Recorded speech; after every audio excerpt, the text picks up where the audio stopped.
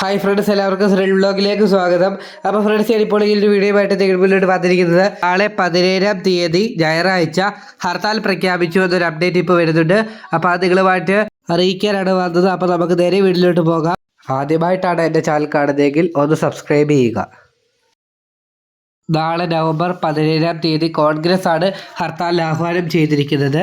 കോഴിക്കോട് ജില്ലയിലാണ് നാളെ ഹർത്താലിന് ആഹ്വാനം ചെയ്തിരിക്കുന്നത്. ചേവായൂർ ബാങ്ക് തെരഞ്ഞെടുപ്പ് അട്ടിമറിച്ചു എന്നതിൽ പ്രതിഷേധിച്ചാണ് നാളെ ഹർത്താൽ പ്രഖ്യാപിച്ചിരിക്കുന്നത്. രാവിലെ 6 മണി മുതൽ വൈകുന്നേരം 6 മണി വരെയാണ് ഹർത്താൽ. തെരഞ്ഞെടുപ്പ് റദ്ദാക്കണമെന്ന് ആവശ്യപ്പെട്ട് ഹൈക്കോടതിയെ സമീപിക്കുമെന്ന് DCC പ്രസിഡന്റ് അറിയിച്ചു. ഹർത്താലുമായി സഹകരിക്കില്ല എന്ന് വ്യാപാര വ്യവസായി ഏകോപന സമിതി അറിയിച്ചു.